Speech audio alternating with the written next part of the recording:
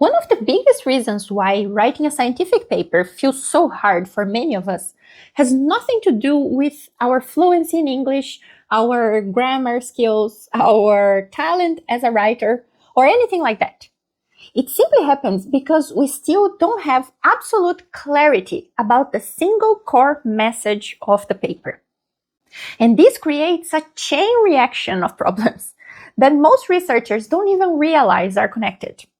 You struggle to choose what results deserve the spotlight. Your introduction feels long and unfocused. Your discussion becomes repetitive or confusing. You keep rewriting the abstract over and over again. You know what I mean? No matter how much you write, the manuscript never actually sounds as good as you'd like. That frequently happens because the story of the paper has no real spine to hold it together from beginning to end. And the reason for that is that the central message of the paper is unclear in your mind to start with. So stay with me, because in this video, I'm going to show you a very simple way to define the most important message of your manuscript, which should summarize your entire discovery and the importance of your study for whoever will read it. I call it the punchline. If you're new here, my name is Jenifer. I have more than 15 years of experience working around the world as a biomedical scientist, doing research, publishing papers, supervising students, and all the academic stuff. Here at the Empath Advisor, I share all the best tools I discovered through my journey, as they might inspire you to have an easier and more enjoyable academic experience too.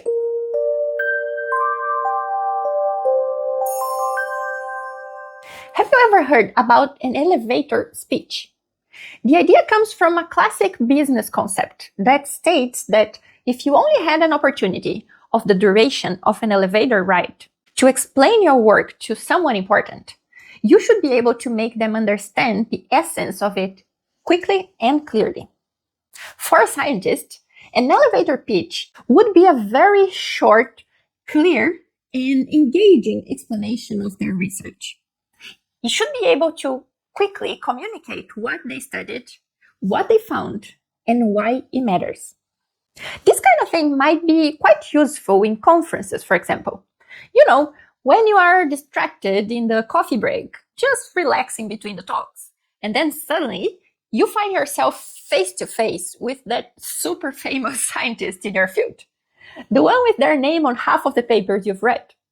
And they casually say, "Oh, good morning, I'm Dr. Super Famous. Nice to meet you. Tell me, what's your most recent paper about?" Then while you have a mini heart attack, sweating through your hands and feeling your face turn as red as a tomato, you put out some courage and finally say something like, we did some experiments in the lab and we found some interesting things about XYZ. Whatever the topic of your research is. Or worse, you give them a 15-minute lecture on the topic while watching Dr. Super Famous' sleepy face. Look, I'm not judging you. We've all been through this kind of awkward situation. It happens more than you think. And when that happens, it's usually because we don't actually know what exactly that paper is about yet. And if the author doesn't know, others will have a hard time trying to figure it out. Jen, I'm not going to any conference. I just want to submit this paper and move on with my life. Trust me, I know exactly how you feel. But even if you stay in the comfort of your home, Dr. Super Famous will still be the reference in your field. So chances are that they, or someone just like them, will end up being one of the reviewers for your dear paper. And if they fall asleep during an informal conversation while holding a cup of coffee, how long do you think they will spend reading your manuscript before they give up trying to figure out what you're trying to communicate? I'm sorry, I didn't mean to be mean. But unfortunately, it's true.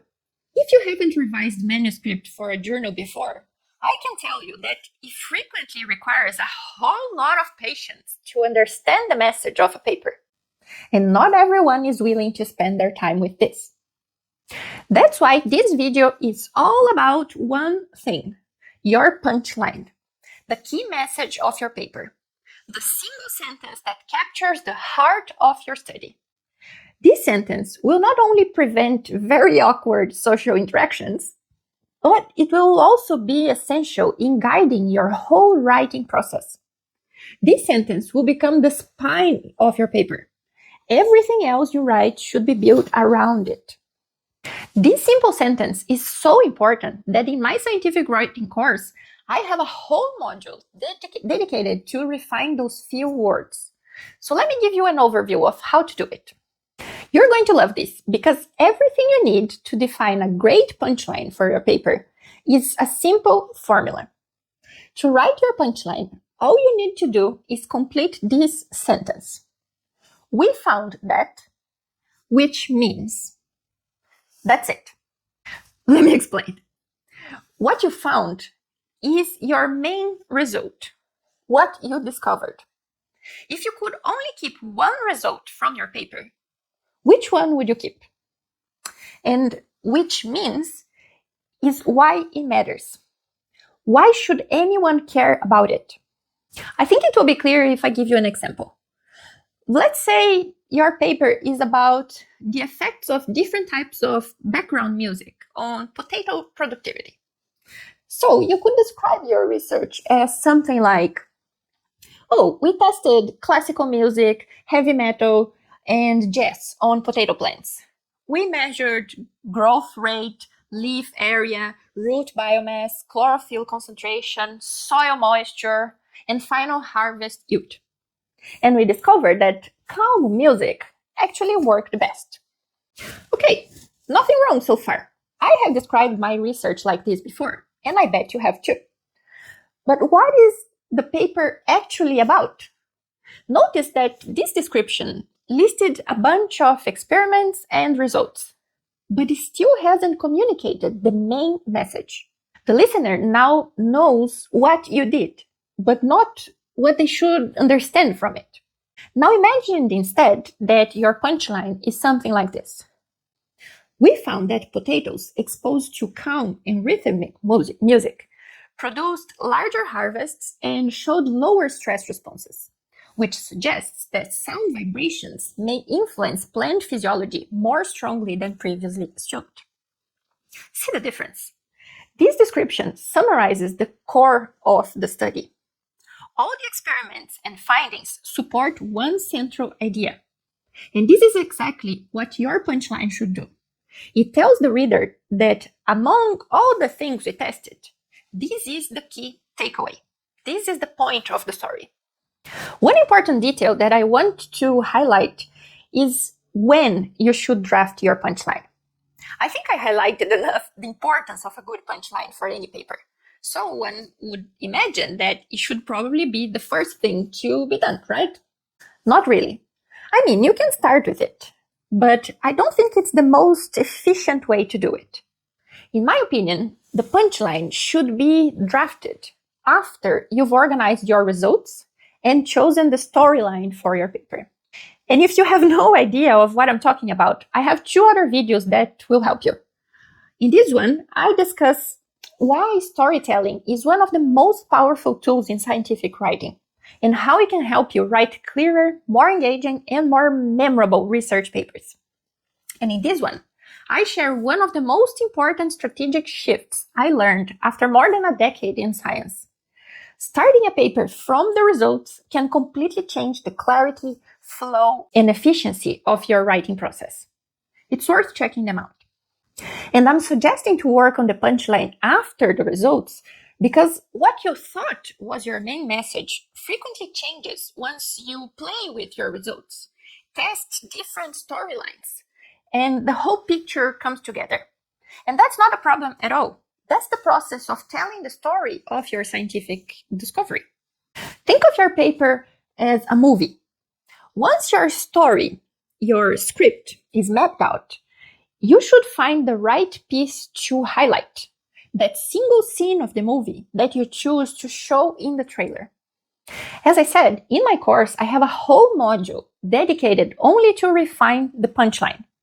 There, you can learn in more detail how to pick the right result to highlight, how to master the explanation of why it matters to capture the attention of your readers, and how to adjust the tone of your sentence depending on who your audience is. If you're interested, I'll leave the link in the description for you. So before you spend days rewriting your entire paper for the 10th time, stop for a second and ask yourself, if someone asked me what my paper is really about, how would I answer it in one clear sentence? Once your punchline is clear, you use it as your compass. Every section of your paper should either support, explain, or justify that single idea. If a paragraph doesn't connect back to it, it probably doesn't belong in the story you're telling. Now I have a challenge for you. If you're brave enough, try writing your paper's punchline in the comments using the formula. We found that, which means I would genuinely love to read them. If this video helped you define the main message of your paper, make sure you give it your like and subscribe to the channel so that you don't miss our new videos on how to write and publish your papers in an easier, more professional, and more enjoyable way. See you soon.